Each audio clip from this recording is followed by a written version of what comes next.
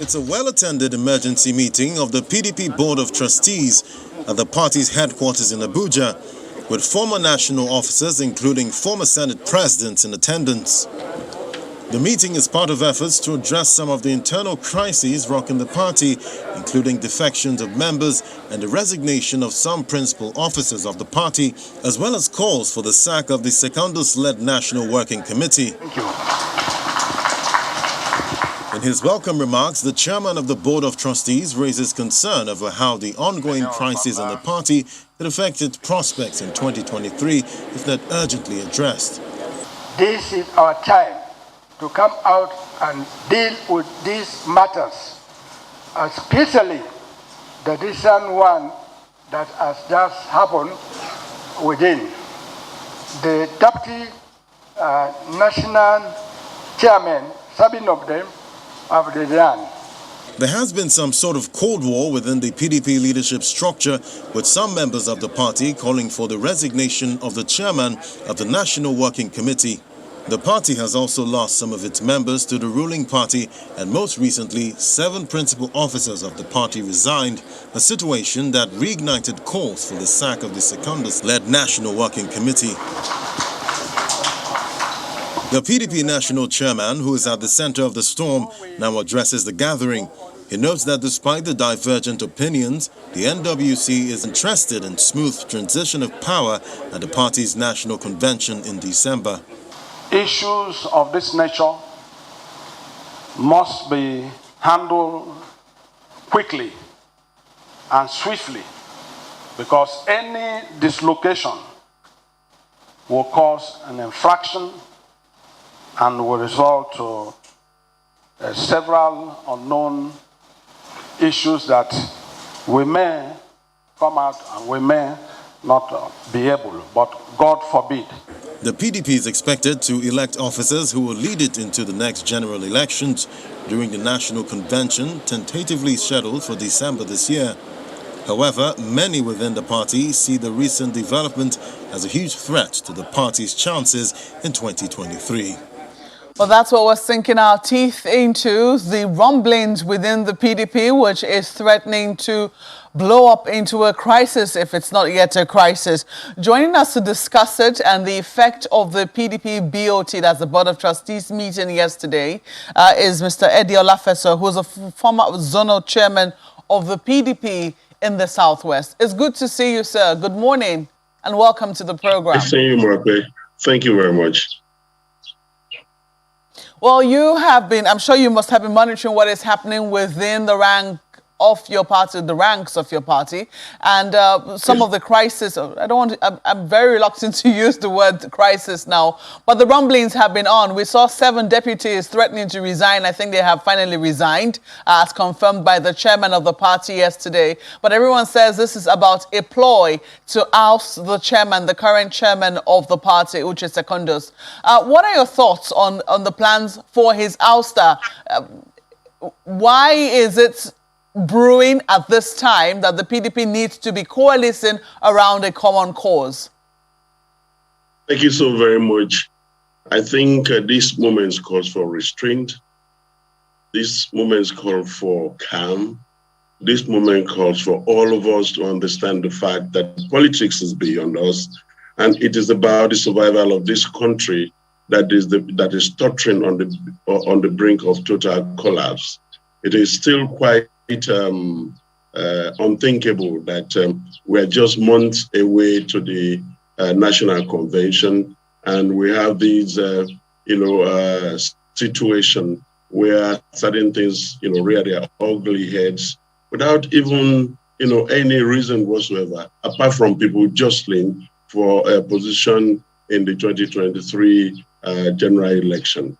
For me, we should appreciate the fact that managing a party is a very Herculean task, and that since this National Working Committee came into existence from 2016, they've done so much.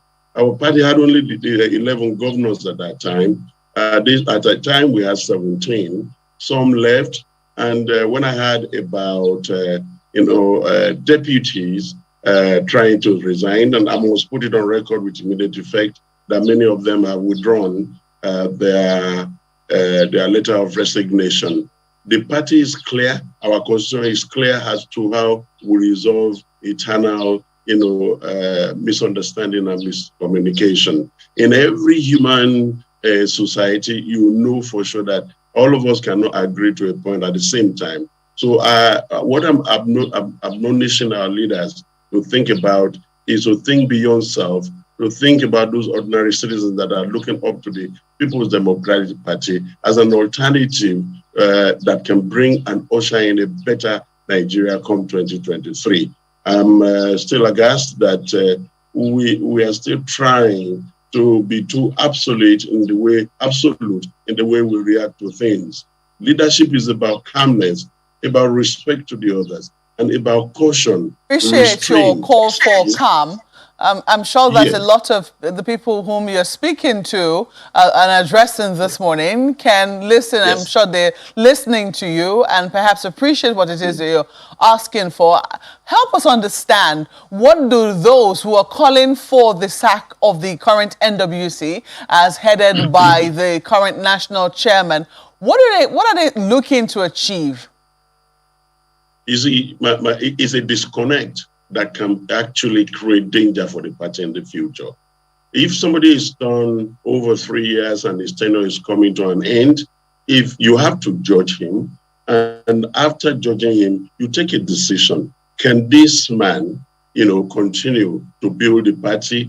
Do you want him out of there? The opportunity presents itself at the National Convention, where we're electing new officers to reevaluate what they have contributed. As far as I'm concerned, I've been a member of the National Working Committee since 2016. I resigned May 29, 2019 to contest, election in Ondo State.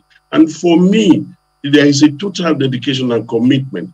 No committee is perfect. We waded through a very difficult terrain, coming from the 2015 defeat and the chaos and the crisis that APC left behind. We must be kind to ourselves to understand the fact that it's only when we work together works, is when we can salvage the party. For those asking for the head of the national chairman, can they substantiate and through the constitutional process that is laid down by the party's constitution, the issues with the national chairman? I read some funny things. 3 governors left, and that's the reason why the chairman must resign.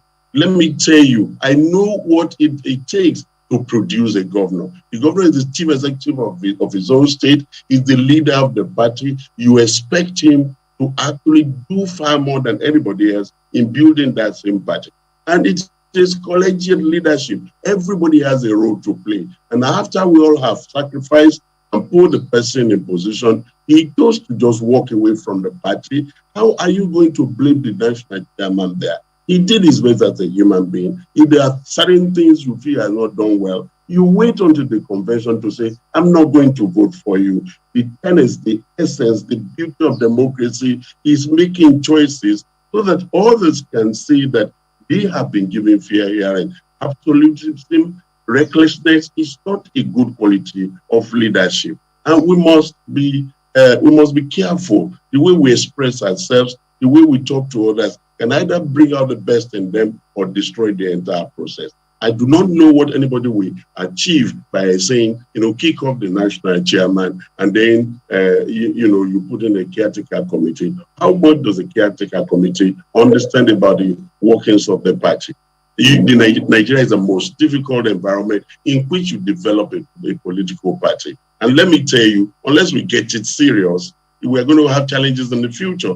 A purely managed, inefficient party cannot give rise to an efficient, party. You can see that one operating in APC. We must not go their route. So that's why I say this moment calls for restraint and it calls for calmness. We must please appeal to all our leaders, governors, DOT, the Governors Forum, to ensure that we take into consideration the totality of the challenges facing this country. The issues can be resolved within the constitution of our party. That's our holy Bible. And why are we abdicating from it? Why are we trying to, create a position of absolutism? Whatever people say must not be command. It must go through a process. And that's why I say this moment calls for calm. I have confidence in the Governors Forum. I have confidence in the leadership of the party. I know too well that when these things have been sorted out, our party will be stronger for it. Well, also joining us via Zoom from Delta State is Kenny Okolobo, who is a former member of the PDP Presidential Campaign Council. Mr. Okolobo, you're welcome to the program this morning. I do not know if you're as optimistic as Mr. Olafeso is about the effort that the BOT is making in reconciling aggrieved members of your party, and whether you think that this is going to yield very good results at the end of the day.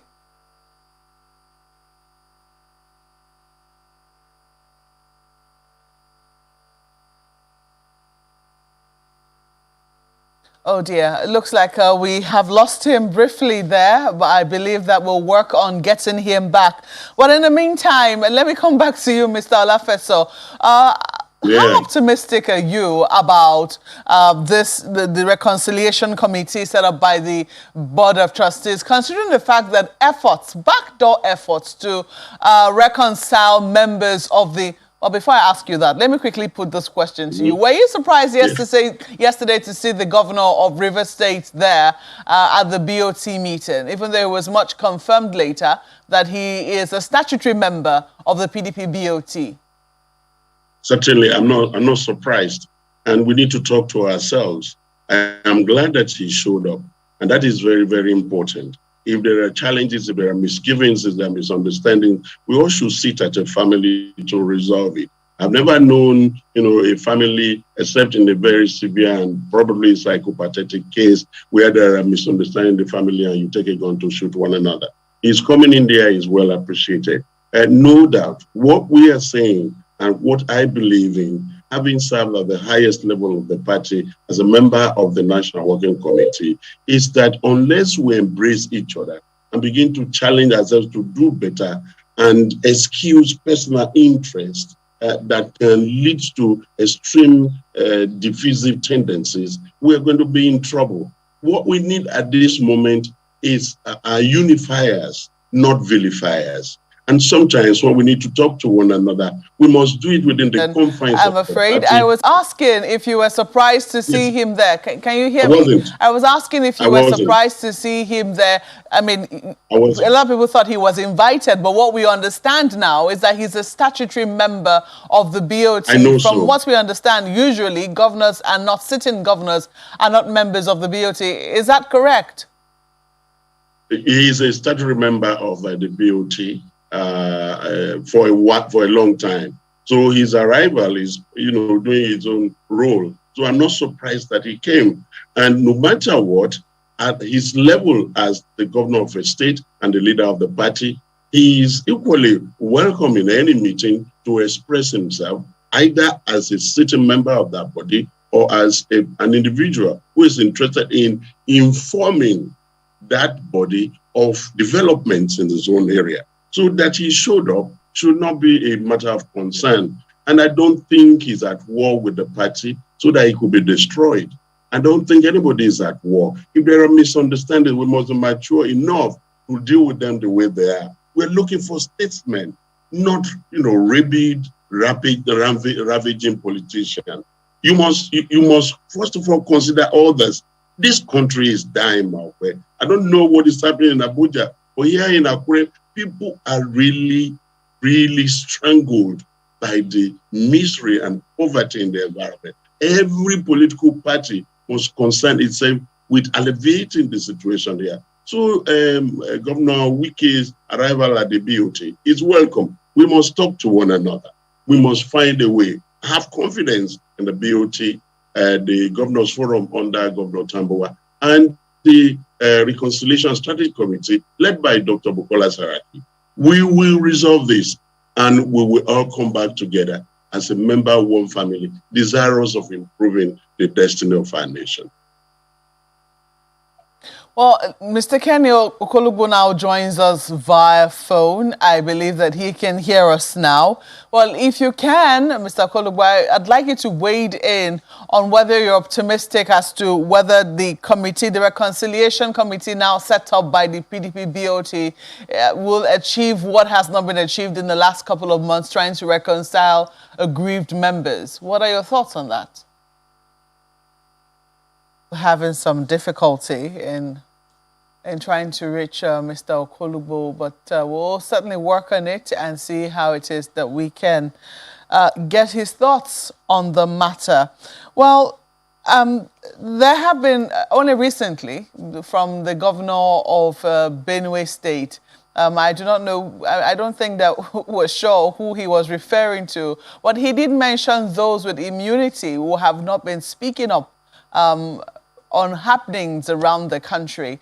And part of, because even within the PDP, there have been concerns as to the sort of opposition that the PDP has been providing. You say that the NWC seems to be doing the best that it can, considering the challenges that it faces. But then there have been people who have raised question about the sort of opposition that the PDP has been providing. Hopefully our producers should be able to get that track, played back so you can listen to what the governor of Benue State, who has also tried to intervene in the, try to reconcile aggrieved members, behind the scenes, was saying about people who have remained silent about what is happening in the country. I don't know if you heard him before now, if we can get that track for you, but did you listen to the governor of Benue State before now? Pick up whatever what you're trying to say is that some people are not speaking up, even if I listen to him or not. But it's true that speaking up is not on the basis of television or newspaper. We need to speak with ourselves. We need to begin to interface and interact and discuss and begin to bring out the best. You see, being in opposition in this depressed third world environment can be extremely challenging. People are looking for survival. When poverty sets in, principle takes a walk. And what we're trying to do here, I must commend Olabondiyan, what he's been able to do within the last 3.5 years. I know the challenges he's facing. And on our own part, we've done very well. And how do you know that, an opposition is doing very well? I told you from the beginning that we have 11 governors when Chief Prince Uche Secondus came up. We grew that to 17. We won assembly positions. We won Senate seats and all that. That is, to me, progress. And, telling the Nigerian, the Nigerian political environment that we are still here and that we're going to do more. If you know the damage the All Progressive Congress government is doing to opposition in this country and the kind of arm twisting and blackmailing that is going on, you will know for sure that it is a constricting environment that politicians will have to navigate, except people like us that have made up our mind from the beginning. I remain in this party from the beginning until I die. So the truth is that no matter the circumstance, we'll be speaking up. And many of us are in the grassroots. I'm here in Akure, you're in Abuja. We move from place to place and we see the plight of our people. So if people need to speak up, it may not be on the basis of television, on radio, on WhatsApp. We are talking to one another. One thing I can tell you, Moakwe, is that PDP is well organized and properly attuned to its constitution. Despite the challenges we have, we still are doing the best we can. You can't compare us with APC. Is at the root of the crisis that the PDP is facing.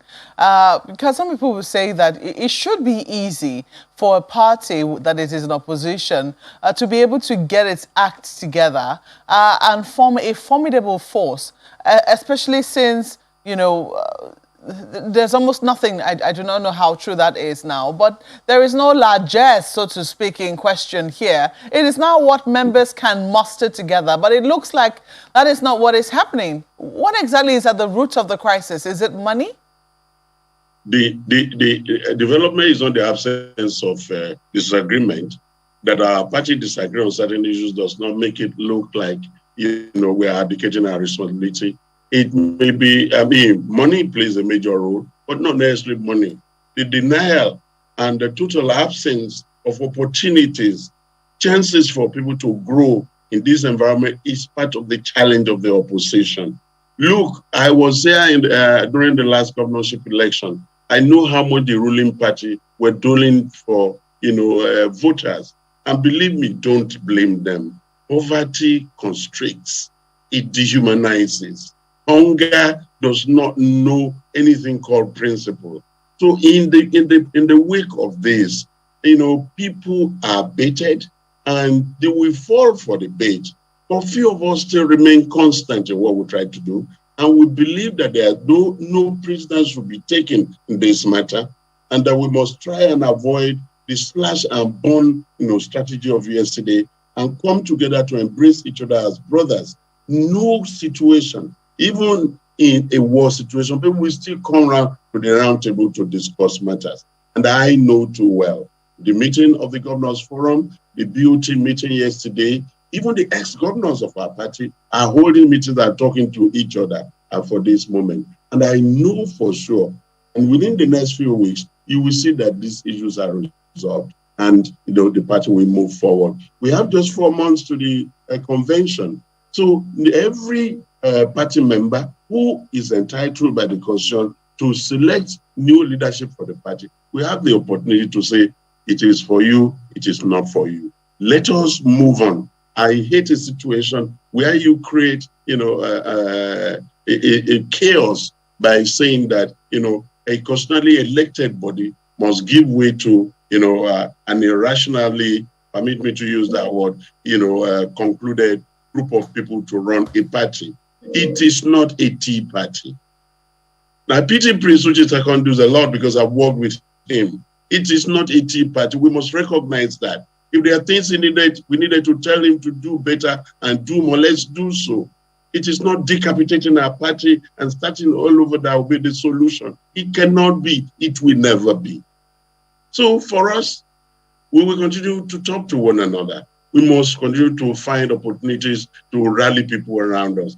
Despite the poverty, Nigerian people are still clamoring for those beautiful days of getting a fuel for less than 100 naira, exchanging the dollar for less than 200 naira, creating a form of security. Said Olafeso.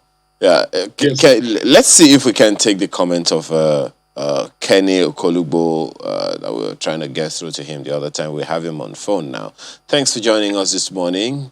Thank you very much. Can you hear me now? Yes, we can hear you loud and clear. So, are you in the same, camp as optimistic as Mr. Eddie Olafeso?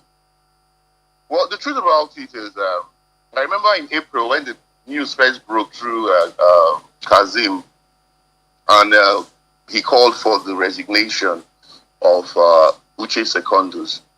I clearly said then, it was on your sister program, that we have about a couple of months to go to December night when the tenure of Uche Secondus will be up. And my opinion is such that we shouldn't get into the same trap that the APC has gotten themselves into trying to form a caretaker committee. If you ask me, are we satisfied with Uche Secondus' performance? We are not exactly satisfied. It's like some of us are very vociferous that we have thought that we should have led a stronger, more viral opposition. But then again, at this critical point in time, I do not support the fact that we should be rocking the boat just 4 months to the end of his tenure. And so by the time the Board of Trustees met yesterday, it made a lot of sense that the committee was set up, but it was actually too late in the day.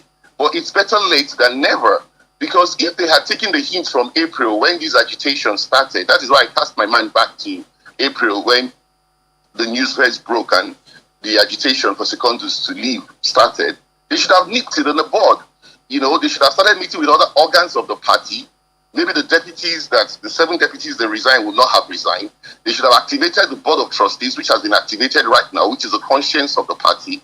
And they would have started meeting with not even the governors, but some of the other members of the party who were aggrieved, and also the critical stakeholders. Then they could have met with those 3 governors, the other 2 governors, because the other governor had actually left. the Bumahi of Ebonyi, but they could have met with the Zamfara governor and the Cross River governor, and maybe we would have been able to nip their leaving the party in the bud. So I actually think that we should give the reconciliation committee some time, even though it's late, but we shouldn't rock the boat. All right, well, questions abound, one of which is where you sit. Exactly what are the issues? But we'll take that on when we return from this break. Do stay with us.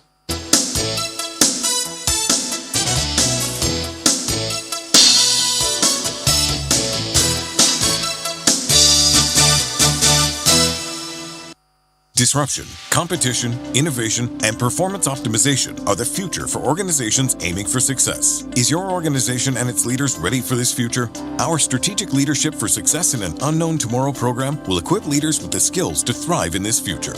Join our University of Cambridge, University of Oxford, and London Business School educated faculties. Professor Paul Griffith of Ashbridge, Ambassador Charles Crawford, and Ambassador Dr. Rachel Aaron on this remarkable program. Leveraging Texam's tested and proven methodology, they'll develop you a distinct capability to consistently generate winning strategies and entrepreneurial culture to thrive. Date 16th to 19th of August 2021. Venue Hilton Garden Inn, Birmingham, UK. Cost £3,300. Covers study materials, accommodations, feeding, group pictures, and certification. £300 discount for the early bird if payment is made before August 1st. For more information, visit www.texam.co.uk or email exec@texam.co.uk. Be too sure. Stop germs. Live well.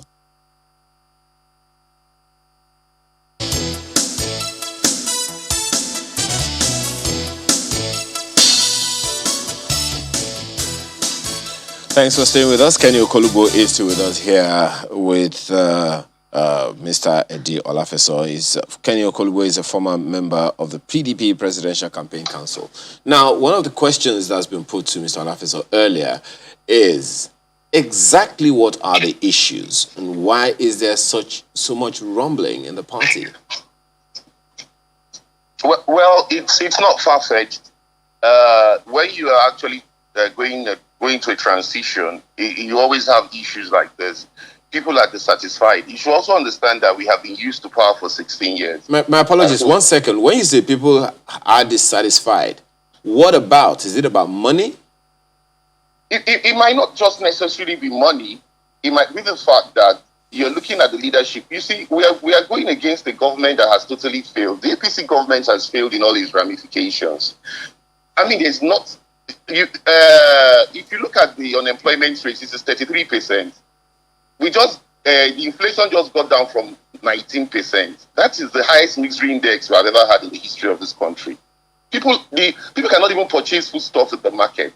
We have never had it this bad. And you know, when you're going against the government that has totally failed, like the APC government, and you find people decamping from an opposition party to that party, and not even one, but two governors, a couple of senators, a couple of members of the House of Reps, members of the State Assembly, then you ask yourself, what is going wrong? Because at this point in time, we should rather be garnering a lot of goodwill because people see us as an alternative to get this APC government out in 2023. And so that is where the dissatisfaction comes from. And if you look at it again, we have just a couple of people who are vociferous on the national scene. The media plays a lot of role in opposition. And the Secondus-led National Working Committee has not been too effective in that aspect, we must agree.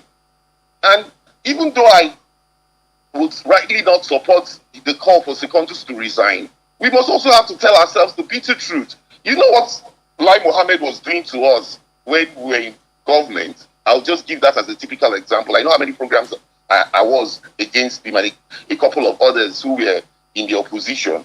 Some could have been propaganda, but the pressure was kept on the PDP government. And we did not feel like the way the APC government is failing right now. And so you ask yourself, what is really going wrong that we cannot actually form even a shadow government?